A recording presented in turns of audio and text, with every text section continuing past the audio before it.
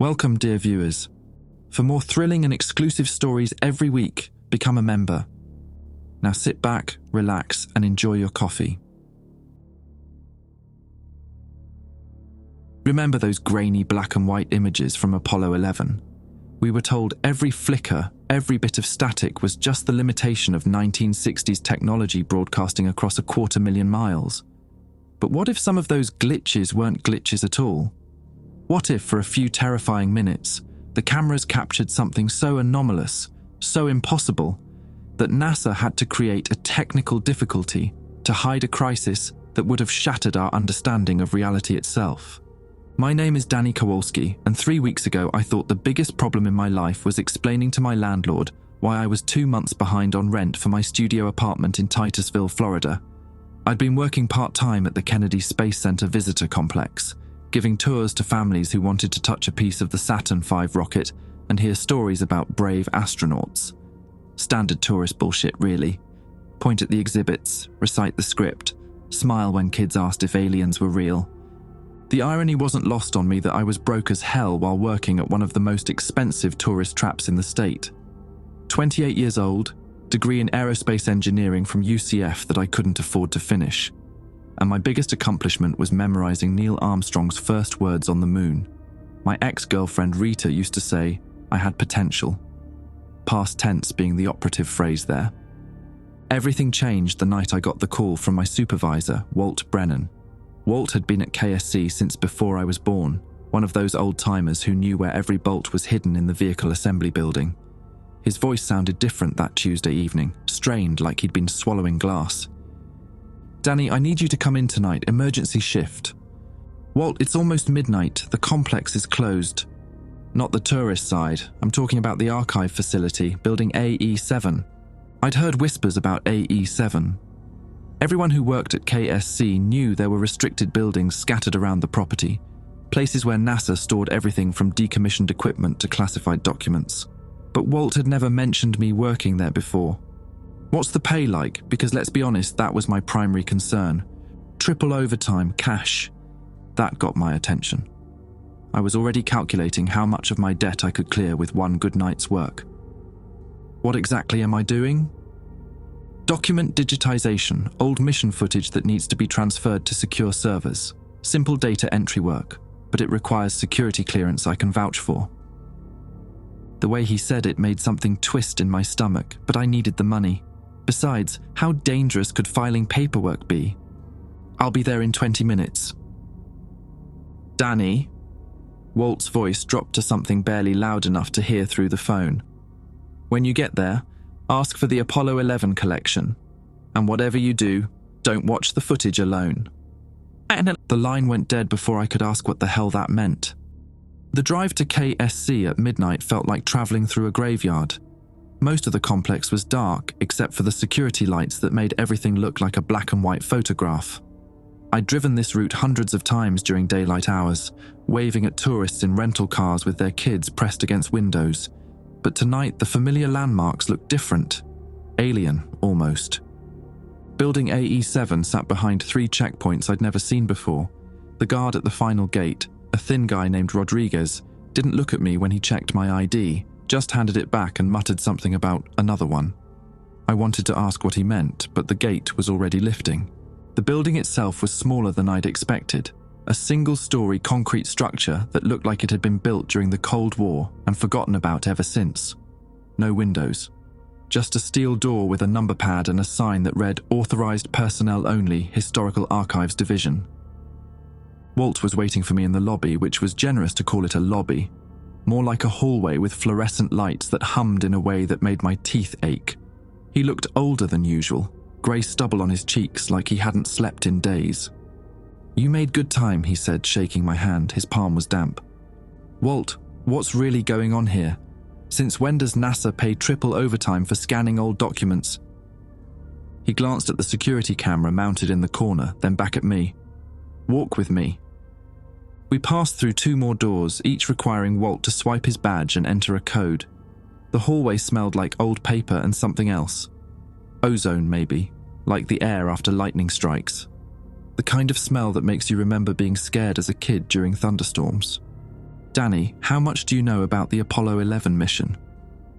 Same as everyone else, I guess. Armstrong and Aldrin land on the moon, plant the flag, collect some rocks, come home heroes. What about the technical difficulties during the broadcast? I shrugged. Static problems. Equipment couldn't handle transmitting from the moon perfectly. Why? Walt stopped walking and turned to face me. In the harsh fluorescent light, his eyes looked hollowed out, like someone had scooped the life out of them with a spoon. There weren't any technical difficulties, Danny, not the kind they told the public about. Before I could respond, he pushed open a door marked Archive Room C11. The room beyond was larger than I'd expected, filled with banks of computer equipment that looked like it belonged in a server farm rather than a historical archive. Dozens of monitors lined the walls, most of them dark. In the center of the room sat a single desk with a computer terminal, surrounded by stacks of film canisters and manila folders. "This is where you'll be working," Walt said, his voice echoing strangely in the space. "The footage from Apollo 11 that never made it to broadcast. NASA's been sitting on it for 50 years. I walked over to one of the film canisters. The label read, Apollo 11, July 20, 1969, 2017-40 GMT, classification pending. Why now? Why digitize this stuff after all these years? Because people are starting to ask questions. Conspiracy theorists with too much time and too many resources. Better to control the narrative before someone else does." That made sense, I supposed. NASA had always been paranoid about public perception. So what exactly am I looking for? Walt handed me a clipboard with what looked like a checklist. "You'll be transferring specific segments of footage to secure servers. Times are marked on the sheets. Most of it's routine, surface operations, sample collection, technical readouts. But there are some segments that require special handling." Special how? Those sections get flagged for review. You don't digitize them, you don't watch them, you just mark them as requiring supervisor clearance and move on to the next segment. I scanned the list. Most of the timestamps were straightforward, but several were highlighted in red with notations I couldn't understand. Things like discontinuity event and audio variants, no archive. "Walt, this doesn't make sense. If NASA wants this stuff reviewed, why not have their own people do it?" He was quiet for a long moment, staring at the dark monitors on the wall. When he finally spoke, his voice was barely audible. "Because their own people keep quitting, or calling in sick, or requesting transfers to other departments." He turned to look at me, and I noticed his hands were shaking slightly. "Danny, I need you to promise me something. If you see anything unusual in that footage, anything that doesn't look right, you stop watching immediately and call me. Don't try to figure it out yourself."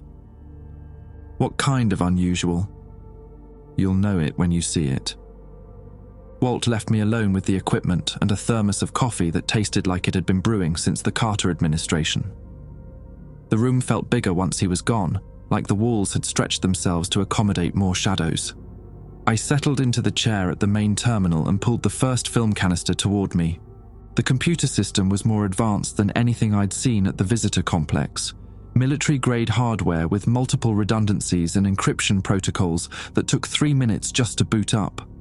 When the login screen appeared, I found a manila envelope taped to the monitor with my temporary access credentials and something else, a handwritten note on KSC letterhead. "Daniel, follow the protocols exactly as written. Do not deviate. Do not experiment. These procedures exist for your safety and the integrity of the project. WB." Underneath Walt's note was a typed list on official NASA stationery. The header read, "Archive Digitization Safety Protocols, Classification Level 7.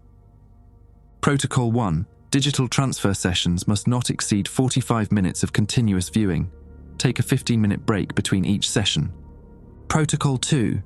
If audio desynchronization occurs during playback, immediately stop the feed and wait 60 seconds before resuming.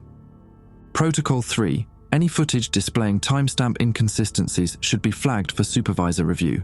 Do not attempt to resolve discrepancies independently. Protocol 4, report any recurring visual elements not consistent with mission parameters to the duty supervisor within 10 minutes of observation. Protocol 5, under no circumstances should you attempt to enhance or clarify corrupted segments of footage. Process only clean, unaltered source material. Safety protocols for watching old moon landing footage? It seemed excessive, but NASA had always been obsessed with procedure. I figured they were just covering their asses in case someone tried to claim the agency was hiding evidence of aliens or whatever conspiracy theory was popular that week. I loaded the first canister into the transfer system and started the digitization process. The timestamp showed July 20th, 1969, 1942:15 GMT, about 30 minutes before the famous first steps. What appeared on screen was routine technical footage. Armstrong and Aldrin running through final preparations inside the lunar module, checking equipment, going through their checklists with mission control.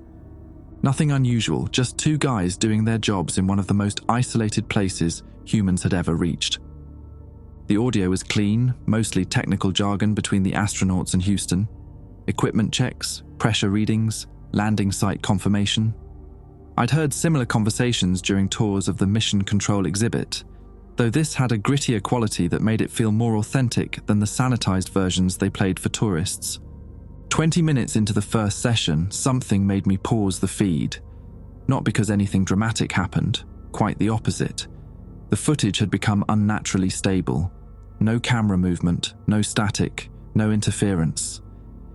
For about 90 seconds, the image was perfectly clear and motionless, like someone had replaced live footage with a high-resolution photograph. I checked the timestamp. It still advanced normally, and the audio continued without interruption. Aldrin was discussing geological samples they hoped to collect. Everything seemed normal except for that impossible steadiness of the image. According to Protocol 3, timestamp inconsistencies should be flagged. But this wasn't exactly a timestamp problem, more like a technical anomaly. I made a note in the margin of my clipboard and continued processing. The break between sessions gave me time to explore the room a bit. Most of the equipment along the walls was powered down, but a few monitors displayed what looked like security feeds from around the building. Empty hallways, vacant offices, parking lots with a handful of cars. Standard stuff, except for one feed that showed the same archive room I was sitting in, but from an angle I couldn't locate an actual camera. The feed showed me at the terminal, but there was a delay of several seconds. I waved at what I thought might be the camera, and sure enough, a few seconds later, the figure on the monitor waved back. Weird, but probably just a processing lag in the security system. When I returned to the terminal for the second session, I loaded footage from 20:10:38 GMT, just a few minutes before the actual lunar surface EVA began. This segment was different. The image quality was worse, filled with interference that created strange patterns across the screen. But underneath the static, I could make out Armstrong preparing to exit the lunar module. The famous words were coming up. That's one small step for man, one giant leap for mankind. I'd heard them 1,000 times in documentaries and tourist presentations, but there was something compelling about watching the raw, unedited version.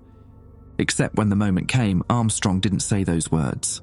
The audio was garbled, filled with interference, but I could make out fragments. Not supposed to be. Houston, are you? Christ, what is that thing? Then the feed cut to static for exactly 47 seconds. When the image returned, Armstrong was on the lunar surface, and his voice was clear. That's one small step for man, one giant leap for mankind. Like someone had spliced two different recordings together. I rewound the segment and played it again, same result. The first attempt at the famous words was replaced by confused, almost panicked communication that dissolved into static, followed by the clean, heroic version everyone remembered. This was definitely worth noting. I started to write down the discrepancy when something made me look up at the security monitor showing my room. The feed was still delayed by several seconds, but now it showed two figures at the terminal, me and someone standing directly behind my chair. I spun around, the room was empty. When I looked back at the monitor, both figures were gone. Just an empty room with an unmanned terminal. My coffee had gone cold and I realized my hands were trembling slightly as I reached for the thermos. This was probably just fatigue playing tricks on me. Late night shifts could make anyone paranoid. But I started checking over my shoulder more frequently. The third session contained footage from 20:45:22 GMT, well into the surface operations. Armstrong and Aldrin were collecting samples, taking photographs, setting up scientific instruments. Routine exploration activity. Except every few minutes, one of them would stop what they were doing and look at something off camera. Always in the same direction, toward what should have been empty lunar terrain. They never mentioned whatever they were looking at in their communications with Houston, but their body language suggested tension. Alertness. Like they were watching something watch them back. The footage quality deteriorated as the session continued. More static, more interference, until the final 10 minutes were barely watchable, just shapes moving across a landscape of electronic snow. In those last few minutes, I thought I could make out a third figure in some of the frames. Distant, difficult to distinguish from the interference patterns, but persistent enough that I kept noticing it in the same location relative to the astronauts. According to Protocol 4, I should report recurring visual elements not consistent with mission parameters. But was a possible figure in heavily corrupted footage really worth bothering Walt about? I decided to finish processing the current batch before making any calls. Maybe the next session would provide better clarity. That turned out to be a mistake. The fourth session started at 21:30:15 GMT, during what should have been routine surface operations. Armstrong was photographing the lunar module, while Aldrin collected rock samples near what Mission Control had designated as Collection Point Delta 7. Standard procedure, according to every mission report I'd ever read. But something was wrong with the framing. In the official footage that tourists saw at the visitor complex, the camera angles were carefully composed to showcase the astronauts against the stark lunar landscape. This raw footage showed different perspectives entirely. Wider shots that revealed much more of the surrounding terrain. And in that additional footage, things that shouldn't exist. Structures. Not natural rock formations, but geometric shapes that rose from the lunar surface like abstract sculptures. They appeared in the background of shots, partially obscured by shadows, but unmistakably artificial. Smooth surfaces that reflected Earthlight at impossible angles, creating patterns that hurt to look at directly. The astronauts never acknowledged these structures in their communications, but their movements suggested awareness. They maintained specific distances, never approaching certain areas, never pointing the camera directly at the geometric forms for more than a few seconds at a time. I checked the protocol list. This definitely qualified as recurring visual elements not consistent with mission parameters. I should call Walt immediately. Instead, I enhanced the contrast on one of the frames. The moment the image sharpened, every monitor in the room activated simultaneously. Dozens of screens flickered to life, displaying the same enhanced frame from dozens of different angles and perspectives. Some showed the structures in infrared, others in false color composites that revealed details invisible in normal spectrum. The structures weren't random, they formed a pattern around the landing site, a perfect circle with the lunar module at its center, and they were moving. Slowly, almost imperceptibly, but definitely repositioning themselves like pieces on some vast game board. Protocol 5. Under no circumstances should I attempt to enhance or clarify corrupted segments. I just violated the most explicit rule on the list. The monitors began cycling through other footage, segments I hadn't loaded, from parts of the mission that weren't supposed to exist. Timestamps showing hours of surface activity that officially never happened. Armstrong and Aldrin exploring far beyond their planned EVA radius, approaching the geometric structures, communicating with something that wasn't mission control. Audio fragments leaked from speakers I couldn't locate. Houston, the readings are off the charts. These formations are definitely artificial. Copy, Eagle. Maintain radio silence until we can establish secure channel. They're responding to our presence. The closest one just... Christ, it's beautiful. Eagle, this is Houston. Switch to encrypted frequency 77 Alpha immediately. Roger, Houston. Going dark for equipment recalibration. Then silence. I tried to shut down the monitors, but the controls weren't responding. Every screen now displayed the same image, the enhanced frame showing the geometric structures, and in each monitor the structures were moving faster, converging on the landing site. The room temperature dropped about 10 degrees in 30 seconds. I grabbed the phone to call Walt, but the line was dead. Not busy, not disconnected, completely silent, like the phone had never been connected to anything. The archive room's main door was locked from the outside. The keypad wouldn't accept my temporary access code, wouldn't accept Walt's emergency override, wouldn't respond to anything. I was trapped with about 50 monitors showing impossible footage of things that supposedly never happened. That's when I noticed the timestamp in the corner of the screens had changed. Instead of July 20th, 1969, they all displayed the current date and time, but the footage was still from the lunar surface. Someone was on the moon right now. The figure in the enhanced images wasn't from 50 years ago. It was live footage, being transmitted in real time from a location that humans hadn't visited since 1972. I backed away from the monitors until I hit the far wall. Every instinct told me to look away, to stop processing what I was seeing, but I couldn't disconnect from the implications. The geometric structures were bases, facilities, and they'd been operational for decades. Apollo 11 hadn't just discovered alien artifacts, they'd made contact, and NASA had been maintaining that contact ever since. The monitors switched to a new feed, interior shots of what appeared to be a space station or laboratory, sterile white corridors, banks of equipment that looked like advanced versions of the computers in the archive room, and figures in pressure suits moving between workstations. The pressure suits weren't NASA design, they were sleeker, more efficient, with helmet configurations I'd never seen in any space program documentation. And the people wearing them moved with a coordination that suggested long-term adaptation to low-gravity environments. One of the figures approached a camera and removed their helmet. It was Neil Armstrong, or someone who looked exactly like Neil Armstrong, if Armstrong had aged 50 years in a lunar colony instead of retiring to Ohio. He spoke directly to the camera and his voice came through the archive room's speakers with perfect clarity. "Mission Control, this is Lunar Base Alpha 7. Monthly supply drop is confirmed for next Tuesday. The new structures are responding well to the integration protocols. We should be ready for the next phase within 6 months." A different voice responded, someone I couldn't see but whose accent sounded vaguely familiar. "Copy, Alpha 7. How are the subjects adapting to the environmental changes?" "Better than expected. The psychological preparation protocols you developed have been extremely effective.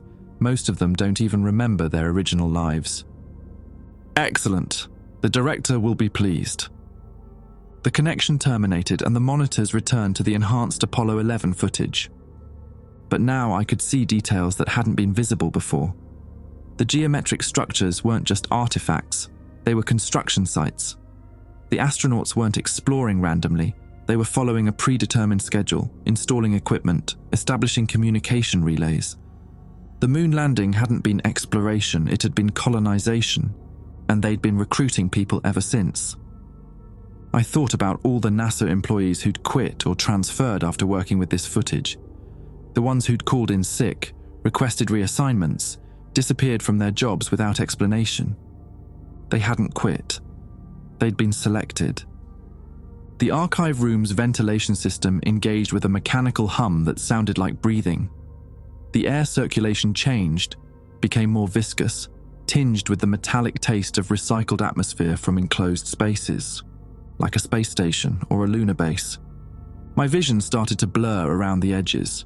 Not fatigue, something else. The room was introducing trace amounts of something into the air supply. Sedatives, maybe, or psychoactive compounds designed to make subjects more receptive to suggestion. The preparation protocols Armstrong had mentioned. I tried to reach the emergency ventilation controls, but my coordination was deteriorating rapidly. The enhanced footage on the monitors began to make perfect sense. Of course, there were structures on the moon. Of course, NASA had been maintaining contact for 50 years. Of course, they needed people to help with the ongoing operations. It was logical, rational, important work. My temporary access credentials weren't really temporary. They were recruitment documents. The door to the archive room opened and Walt entered with two other men I didn't recognize. They were wearing pressure suits identical to the ones I'd seen in the lunar base footage. "Danny, how are you feeling?" "Confused," I admitted. The word felt thick in my mouth, like speaking through liquid. "That's normal. The orientation process takes a few hours to complete, but you're responding well to the atmospheric adjustments." I tried to focus on his face. Walt looked younger somehow, healthier, like the stress lines around his eyes had been smoothed away. "The job offer we discussed, it's not exactly what you thought, but the benefits are extraordinary. Full medical coverage, housing provided, meaningful work contributing to humanity's future among the stars." One of the other men approached with what looked like a medical scanner. He ran it over my arms, checked readings on a small display, nodded to Walt. "Physiological adaptation is proceeding normally. He'll be ready for transport within the hour." Transport to where? But I already knew the answer.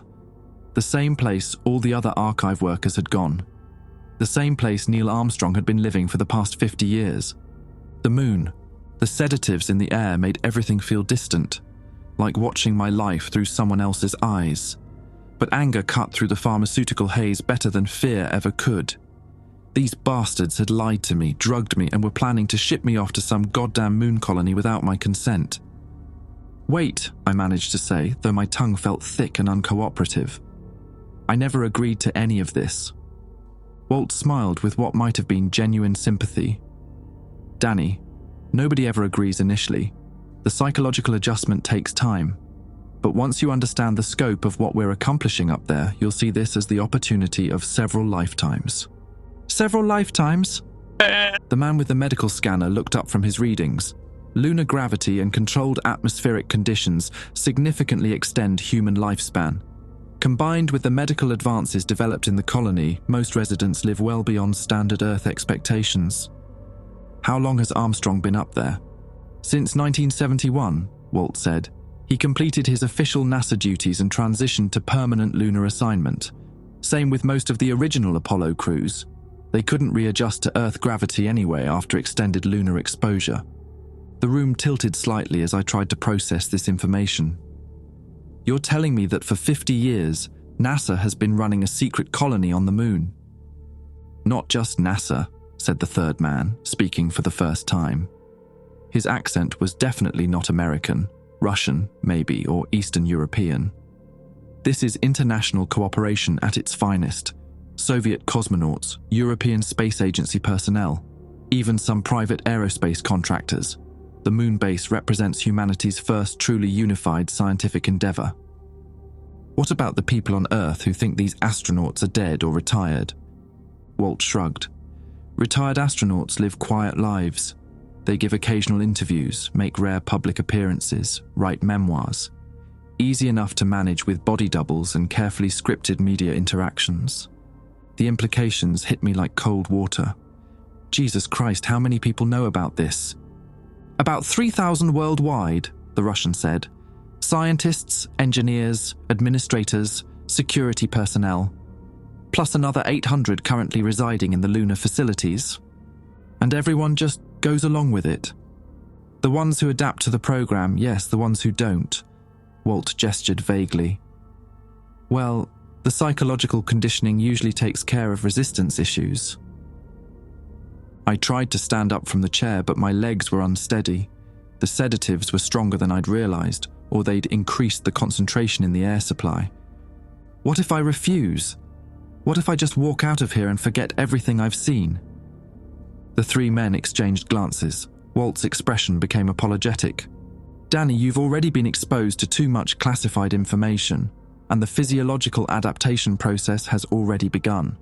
Your blood chemistry has been altered to optimize oxygen utilization in low-pressure environments. Returning to standard Earth atmosphere would be uncomfortable." "How uncomfortable?" "Fatal within approximately 6 hours." The room spun harder. They'd poisoned me, made me dependent on their controlled environment as a way to ensure compliance. "You son of a bitch, you planned this from the beginning." The job posting was targeted recruitment, yes. We identified candidates with the right psychological profiles, technical backgrounds, and personal circumstances that made them suitable for lunar assignment. Personal circumstances. Limited family connections, financial difficulties, minimal social networks, people who wouldn't be missed immediately if they disappeared. I thought about my ex-girlfriend Rita, my landlord, my few remaining college friends who I barely talked to anymore. Walt was right. I could vanish tomorrow, and it might be weeks before anyone noticed. The transition is easier if you stop fighting it, the Russian said, adjusting something on his medical scanner. We've refined the process considerably since the early days. The psychological integration protocols are much more humane now. What happened in the early days? Some subjects experienced significant personality fragmentation during the adaptation period. Memory loss, identity confusion, complete psychological breaks from their pre-recruitment lives. We learned to use more gradual conditioning methods. The monitors around the room flickered back to life, showing new footage from the lunar base. This time I could see more details of the facility's interior.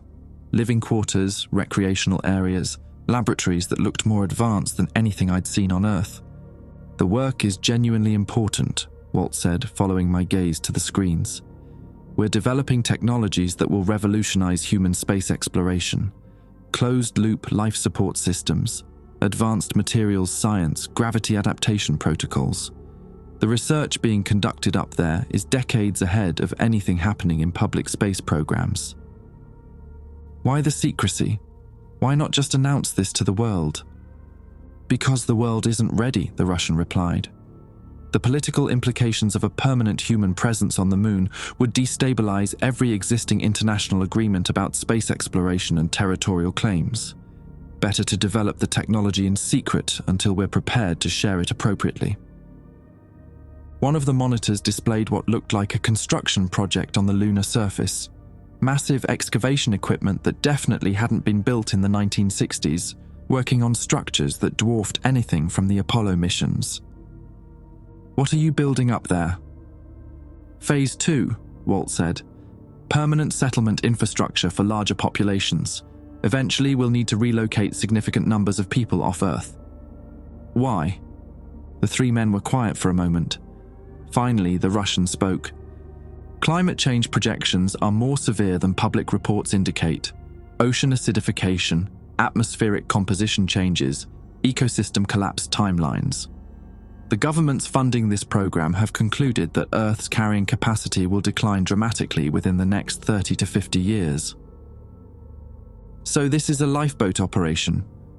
More like a seed vault, Walt corrected.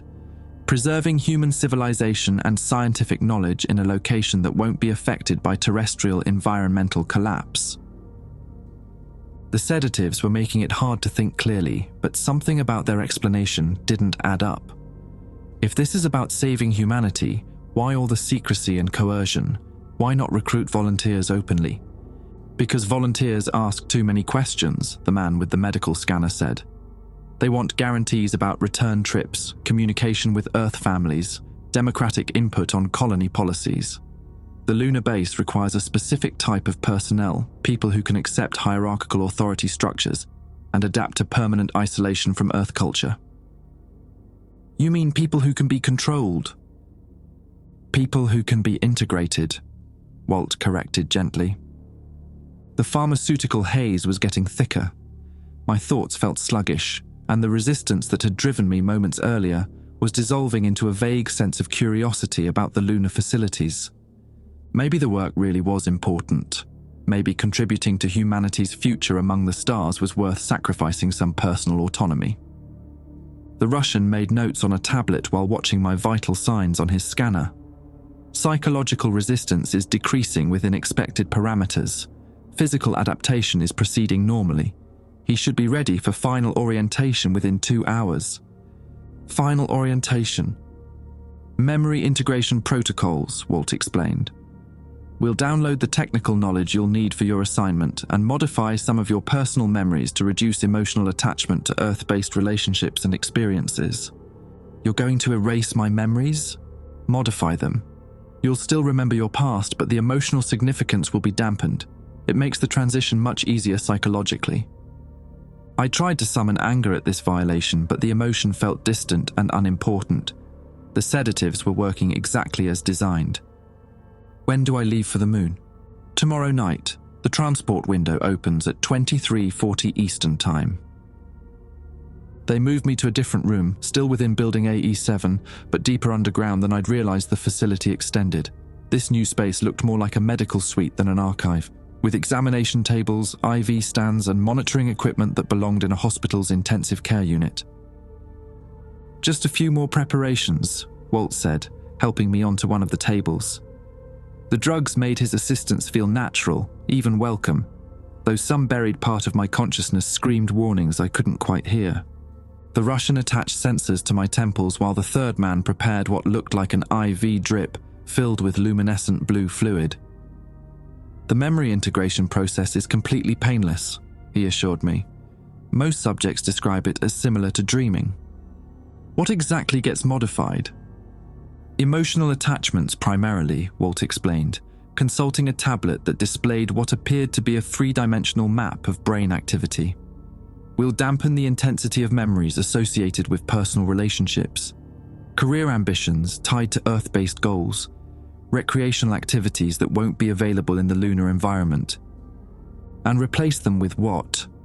Satisfaction from scientific achievement, loyalty to the colony community, appreciation for the unique environment, and research opportunities." He showed me readouts that looked like chemical formulas. "It's quite elegant, actually. We're not erasing your personality, just optimizing it for the circumstances you'll be living in." The blue fluid began flowing into my arm through the IV.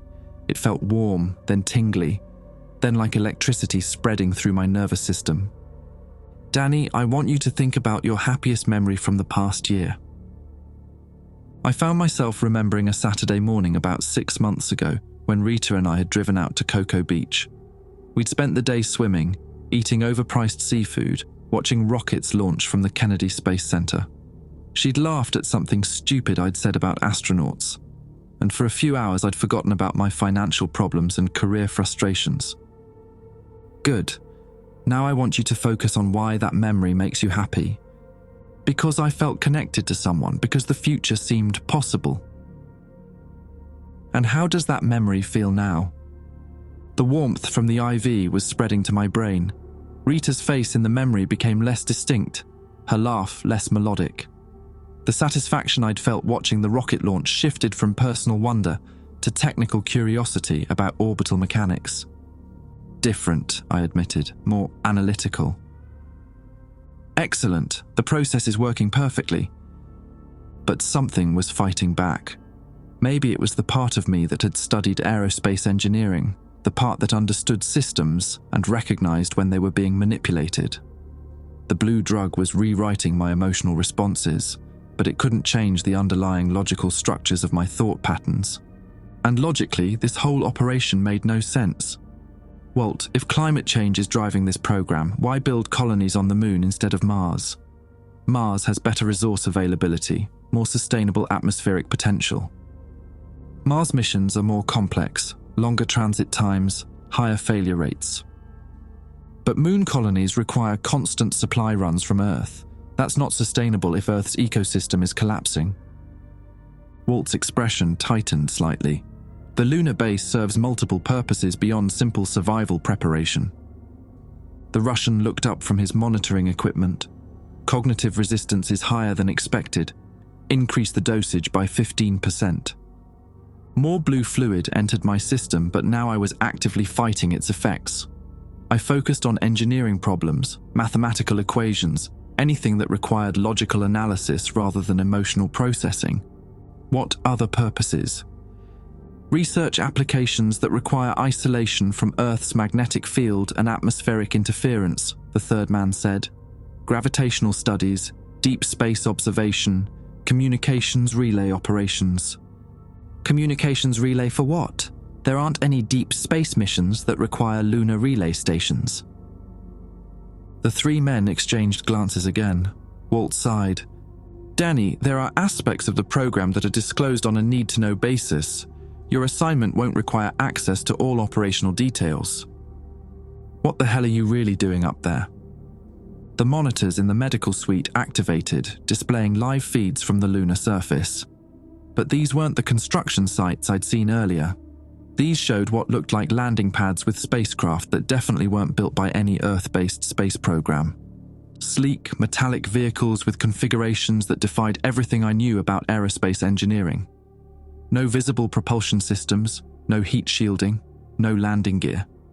They hovered above the lunar surface without any apparent means of support.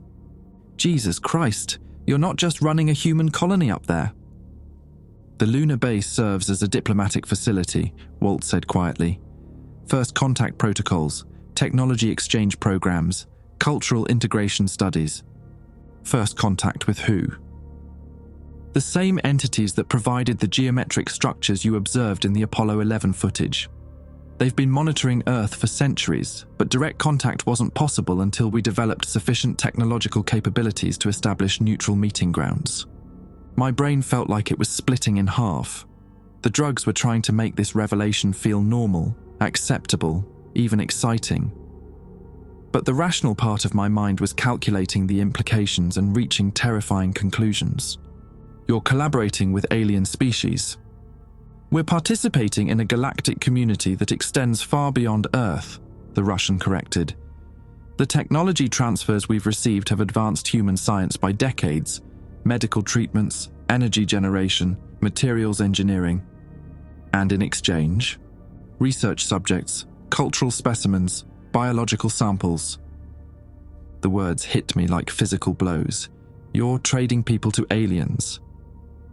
We're providing volunteers for interspecies research programs that benefit both civilizations, Walt said firmly. Every person sent to the lunar base contributes to scientific understanding that will help humanity take its place among advanced galactic societies. Volunteers who are drugged and coerced. Volunteers who are prepared for experiences their original psychological frameworks couldn't handle. I tried to sit up, but the restraints on the examination table held me in place. When had they attached restraints? How many people have you sent up there? Approximately 800 over the past 50 years, as I mentioned. Most adapt well to the research programs. What happens to the ones who don't adapt? Silence. What happens to the ones who don't adapt, Walt? The entities we're working with have different concepts of individual consciousness than humans do. Sometimes the integration process results in personality merger with alien thought patterns. You're letting them experiment on human minds. We're participating in consciousness research that expands the boundaries of what it means to be sentient. The blue drug was making it harder to maintain emotional reactions to these revelations. Part of me was starting to find the idea of consciousness merger intellectually fascinating rather than horrifying. Fight it, Danny. The voice came from somewhere inside my own head, but it didn't feel like my internal monologue. Don't let them erase who you are. I looked around the medical suite, but the three men were focused on their equipment and hadn't said anything. Who's there? Someone who went through this process 2 years ago. The voice continued. My name was Michael Torres. I was an aerospace engineer from Houston. They recruited me the same way they recruited you. How are you talking to me? The blue drug creates temporary telepathic connections between subjects who've undergone the treatment. It's one of the alien technologies they don't tell you about. Walt was adjusting the IV drip, preparing to increase the dosage again. Michael, how do I fight this? You can't fight the drugs, but you can control what they modify. Focus on specific memories you want to preserve. Lock them away in technical knowledge, mathematical formulas, engineering principles. They don't usually alter professional competencies. I concentrated on Rita's face, encoding it as a visual pattern recognition algorithm. The feeling of accomplishment from my engineering coursework became a set of thermodynamic equations. My anger at being manipulated transformed into calculations about orbital mechanics. Good. Now listen carefully. The lunar base isn't what they told you. The aliens aren't interested in cultural exchange or scientific cooperation. They're studying human consciousness because they're planning to replace their own failing cognitive systems with human neural patterns. Replace them how? Complete consciousness transfer. They're dying as a species. Their minds are too rigid, too logical, lacking the creative chaos that drives human innovation. They need our thought patterns to survive, but they can't just copy them. They have to integrate them gradually, personality by personality. The monitors showed more footage from the lunar base. Now I could see what I'd missed before. The people in pressure suits moved with coordination that was too perfect, too synchronized, like they were being controlled by a shared consciousness rather than individual will. Every person sent to the lunar base eventually becomes part of a collective intelligence that serves alien purposes. NASA thinks they're managing a diplomatic relationship, but they're actually feeding human minds to a parasitic species. How many people know the truth? Almost none on Earth. The aliens are very good at maintaining the illusion of cooperation. They provide just enough technological benefits to keep NASA convinced the program is beneficial. Walt was approaching with another syringe filled with blue fluid. Michael, what can I do? There's an emergency protocol built into the facility's computer systems. If you can reach the main terminal in Archive Room C11, there's a way to send a warning signal to external NASA facilities. But you have to do it before the memory modification process completes. How much time do I have? Maybe 20 minutes before your personality becomes too integrated with the alien thought patterns to resist. The restraints were looser than they appeared. Maybe the drugs had made me more flexible, or maybe the straps weren't designed to hold someone who was actively fighting them. I waited until Walt was focused on preparing the injection, then pulled my arm free and grabbed the IV stand. The IV stand made a satisfying crack against Walt's skull. He dropped like a sack of concrete, and the syringe scattered across the floor in pieces. The Russian lunged for an alarm button, but I caught him with the metal base of the stand before he could reach it. The third man was faster, dodging my swing and pulling what looked like a taser from his jacket. But the blue drug had done something to my reflexes. Everything felt hyper-aware, like time was moving through thick honey. I could see the electrical current arcing between the taser's contacts before he pulled the trigger. I rolled sideways off the examination table and the electrical charge passed through empty air. The man cursed in what sounded like German and tried to reload the device, but I was already moving. The IV stand caught him in the solar plexus and folded him over like a lawn chair. Danny, you have to move fast, Michael's voice echoed in my head. The facility's security system will detect the disturbance within 90 seconds. I yanked the IV line from my arm and stumbled toward the door. The blue drug was making the hallway tilt at impossible angles, but I forced myself to focus on the geometric patterns of the floor tiles to maintain balance. Turn left at the next intersection, Michael instructed. The archive room is 3 levels up, but the elevators will be locked down once the alarm triggers. How do you know the facility layout? Because I'm still here, Danny. Part of me never left. The consciousness transfer process creates echoes, fragments of human personalities that get trapped in the alien collective network. The hallway stretched ahead of me like a funhouse mirror, walls breathing in rhythm with my heartbeat. The drug was getting stronger instead of weaker, but now I understood why.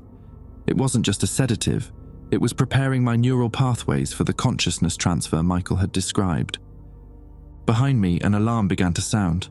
Not the standard fire alarm I'd expected, but something that resonated at frequencies that made my teeth ache.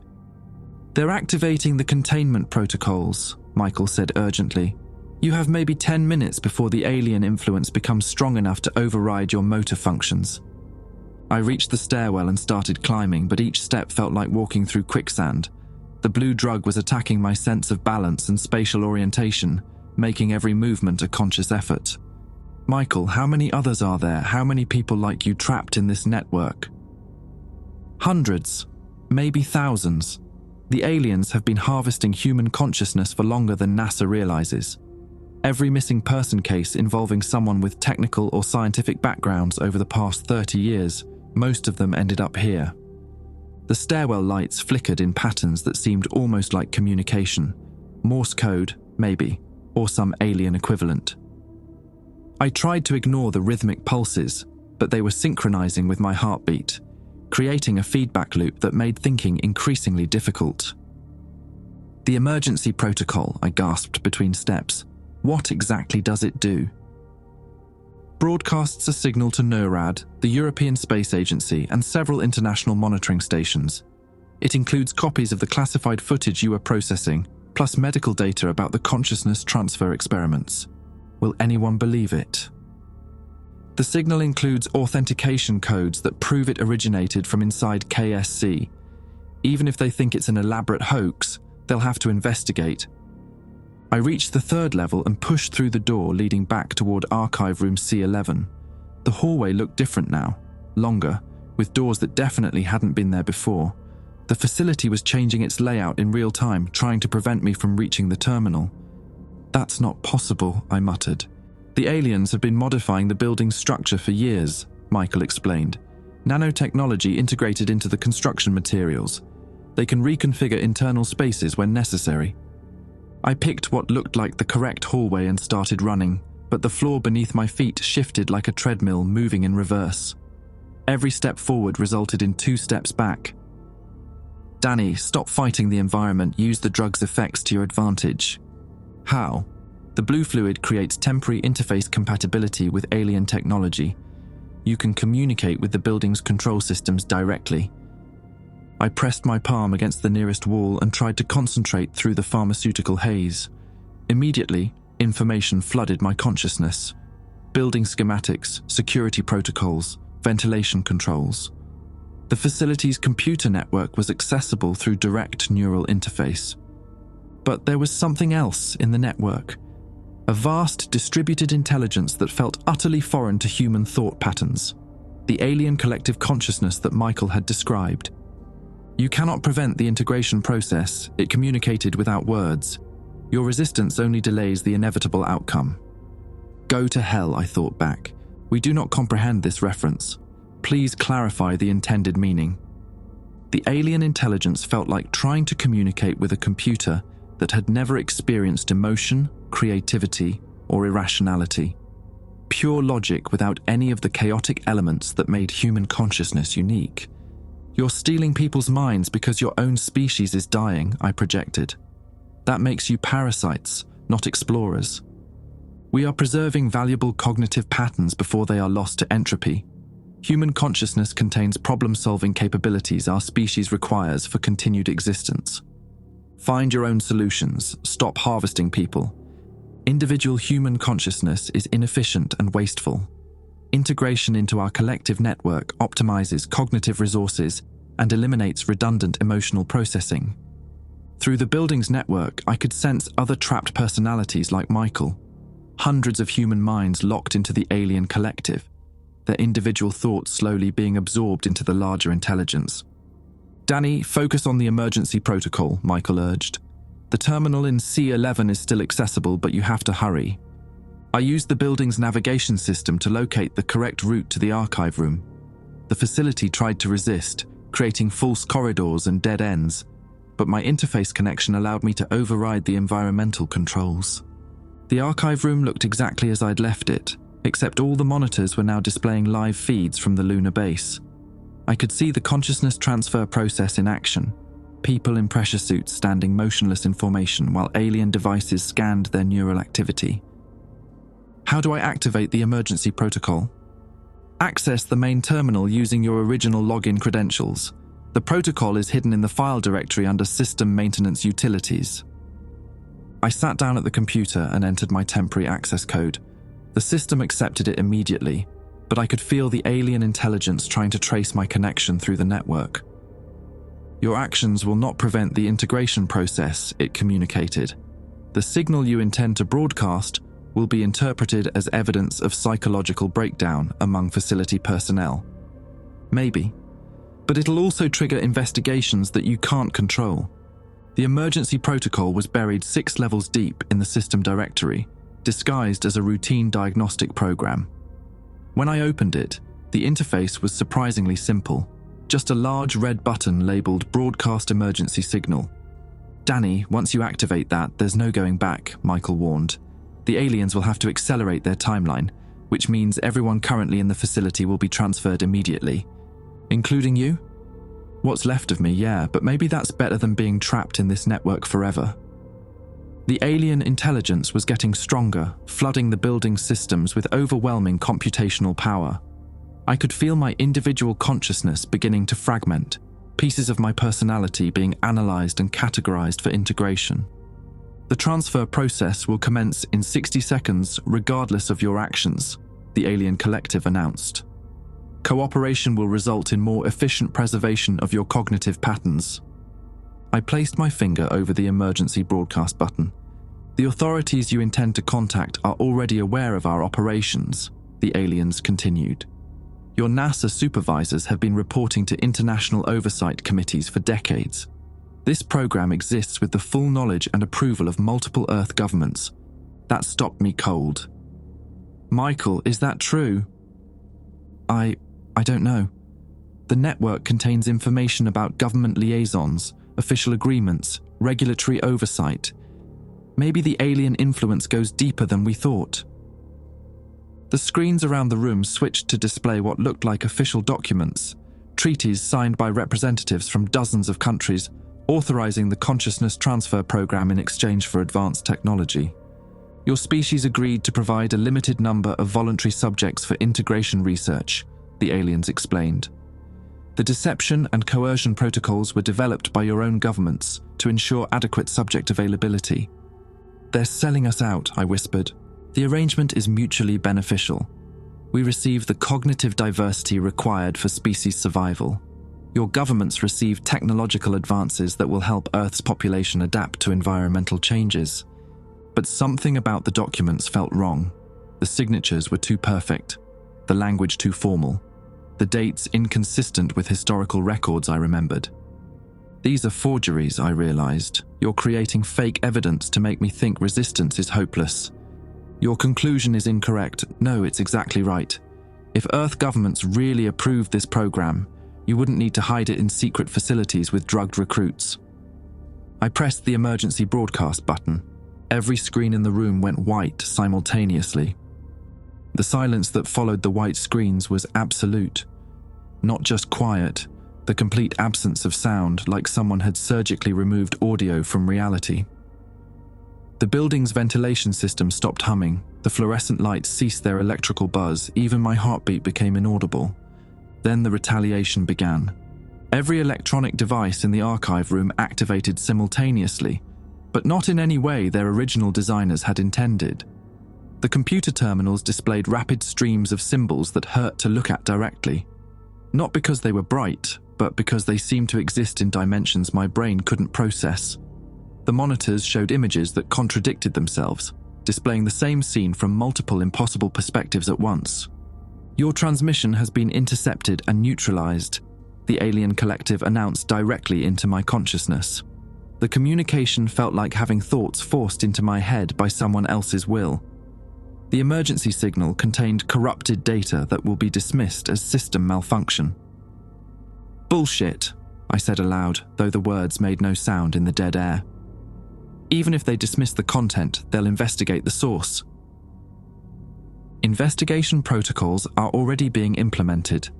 NASA security teams are en route to this facility.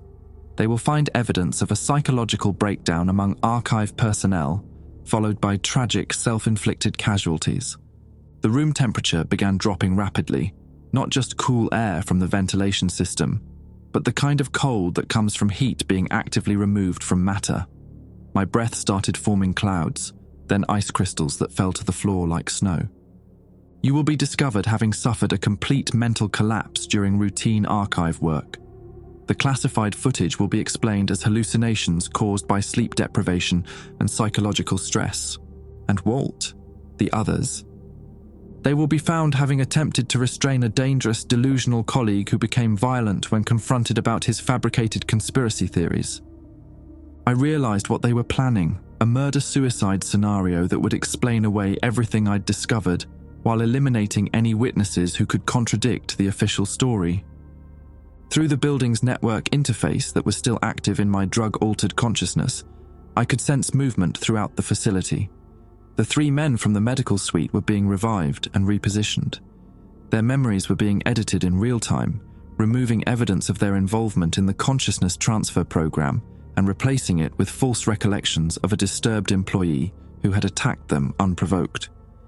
"Michael, are you still there?" His response came weakly, like an echo from a great distance. "Barely. The collective is absorbing the human personalities faster now. Emergency protocols triggered accelerated integration processes." What does that mean? Everyone who's been exposed to the blue drug, not just me, but hundreds of others in the network, were being fully absorbed into the alien consciousness. No more individual thoughts, no more human perspective. Just raw cognitive processing power. The screens around the room began displaying new footage. Scenes from KSC facilities I'd never seen before. Underground complexes that made Building AE7 look like a storage closet.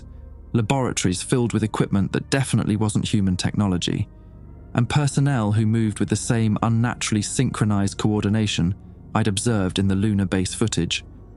The consciousness transfer program operates from 17 facilities across 6 continents, the aliens informed me. Your emergency transmission has prompted acceleration of all operations. Within 72 hours, the remaining human subjects will be fully integrated. How many people? Approximately 3,000 individuals currently undergoing preparation protocols, plus an additional 12,000 who have been identified as suitable candidates. 15,000 people. The aliens weren't just running a small research program. They were conducting industrial-scale harvesting of human consciousness. Why reveal this to me if you're planning to kill me anyway? Your cognitive patterns demonstrate exceptional resistance to integration protocols. We are analyzing your neural responses to determine methods for overcoming similar resistance in future subjects. I was a test case. Even my death would provide them with useful data about how human minds fought back against consciousness absorption. The building's network showed me more details about the scope of their operations. The geometric structures I'd seen in the Apollo 11 footage weren't just on the moon. They were distributed throughout the solar system, all connected by some form of instantaneous communication that ignored light speed limitations. The lunar facility serves as a local processing center, the aliens explained. Absorbed human consciousness is distributed across our network for optimal utilization in problem-solving applications. You're turning people into biological computers. We are preserving valuable cognitive resources in more efficient configurations. Through Michael's fading connection, I caught glimpses of what the integration process actually involved. Human personalities weren't preserved intact. They were dissected into component functions and distributed across the alien network like spare parts. Creativity here, analytical reasoning there, emotional processing algorithms scattered across dozens of alien minds. The people sent to the lunar base weren't living in a colony. They were being systematically disassembled at the level of consciousness itself. Michael, is there any way to reverse the process? Not for those who've been fully integrated, but the people still in preparation phases. If the network were disrupted, their consciousness might snap back to their original neural patterns. How do you disrupt something this size? Overload it. The alien collective operates on shared processing power. If you could force it to analyze something that requires exponentially increasing computational resources, I understood immediately. A recursive paradox, something that creates infinite loops in logical analysis. Exactly, but it would have to be transmitted directly into the network core, not just the local building systems. The monitors were showing real-time feeds from the other facilities Michael had mentioned. Thousands of people in various stages of the consciousness transfer process, most of them unconscious on examination tables, while alien devices scanned their neural activity. I had maybe 10 minutes before the NASA security teams arrived to discover my allegedly psychotic breakdown, but the building's network connection was still active, and the blue drug in my system was still providing interface compatibility with alien technology. Where's the network core?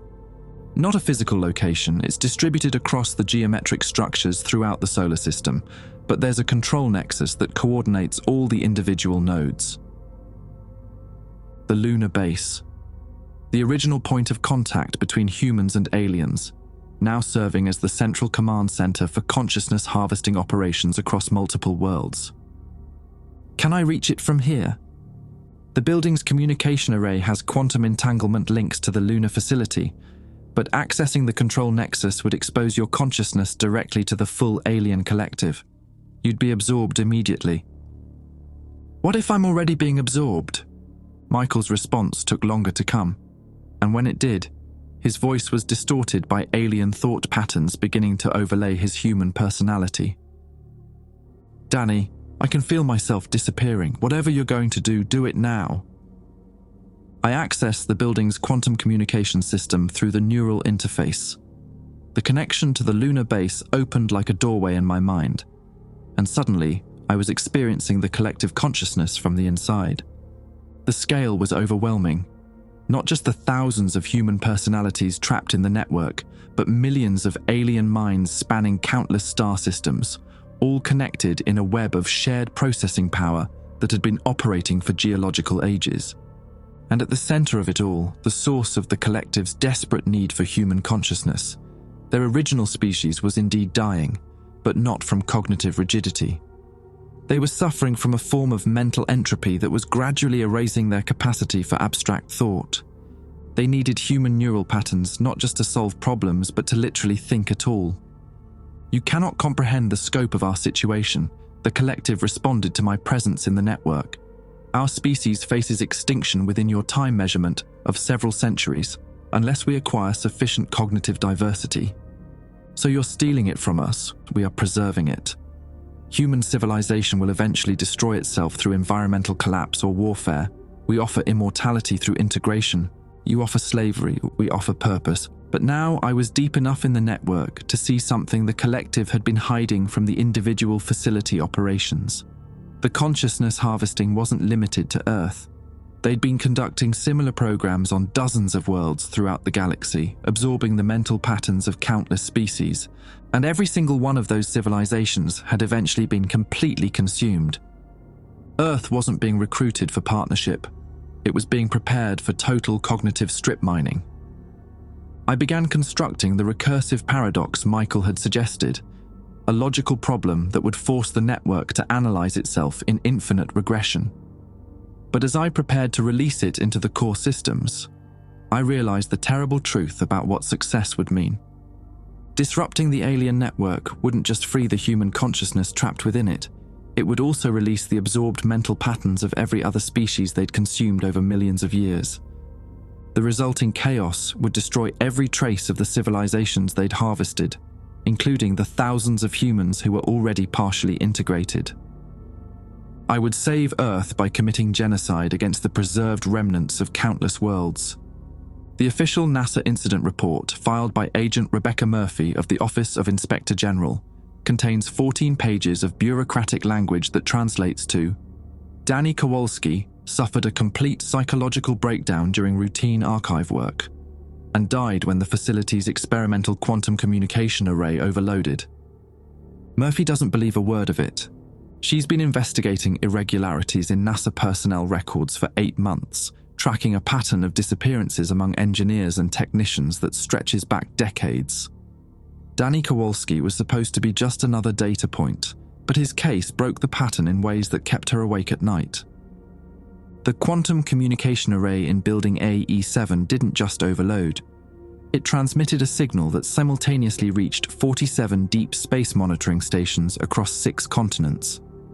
The signal contained terabytes of data that technically shouldn't exist, footage from Apollo missions that weren't in any official archive, medical records for research subjects who didn't appear in any database, and architectural plans for facilities on the lunar surface that were never built, or weren't supposed to be built. The international response was swift and coordinated in a way that suggested preparation. Within hours, every government with space program capabilities issued identical statements dismissing the transmission as an elaborate hoax created by conspiracy theorists with sophisticated CGI software. Too coordinated, too fast, too identical. Murphy has spent her career investigating cover-ups, and she recognizes the signature of a well-rehearsed damage control operation. The kind that only gets activated when something genuinely catastrophic leaks into public awareness. She's standing now in the abandoned archive room C11, where Danny's body was found seated at the main terminal. The official cause of death was cardiac arrest brought on by extreme psychological stress, but Murphy has reviewed the medical examiner's notes. The cardiac arrest was secondary to massive neural trauma consistent with electrical overload of the brain's nervous system. Like someone had tried to download too much information directly into his consciousness. The room still smells faintly of ozone and something else she can't identify. A metallic scent that reminds her of blood, but sharper, more electric. All the computer equipment has been removed for analysis, but she's noticed scorch marks on the walls that form patterns too regular to be accidental. Mathematical symbols, maybe, or some kind of writing system. Her satellite phone rings with a call from Washington. She doesn't recognize the number. Agent Murphy, this is Director Harrison from the National Security Agency. You're being reassigned effective immediately. Sir, I'm in the middle of investigating. Your investigation is concluded. Mr. Kowalski's death was a tragic but isolated incident involving an unstable individual with a history of financial difficulties and substance abuse. There's no record of any substance abuse in his file. There is now. Check your email in 10 minutes. Murphy realizes she's looking at the same process that erased hundreds of other inconvenient cases over the years. Evidence would be modified, witnesses would be discredited, and Danny Kowalski would become another footnote in the vast machinery of institutional amnesia. But this time, something had gone wrong with the cover-up. The transmission Danny died sending had reached too many monitoring stations, contained too much corroborating evidence, raised too many questions among too many people. Whatever Danny had discovered in building AE7, he'd made sure it couldn't be completely buried. Murphy takes photos of the scorch marks with her personal phone, not her official device. She downloads copies of every document she can access onto an encrypted drive. She makes note of inconsistencies in the timeline that don't match the official report. Because somewhere in the data Danny transmitted before he died, there might be enough evidence to expose whatever killed him. As she leaves the building, Murphy doesn't notice the small geometric object embedded in the concrete near the entrance. It's smooth, metallic, and occasionally reflects light from angles that shouldn't be possible. It's been recording everything.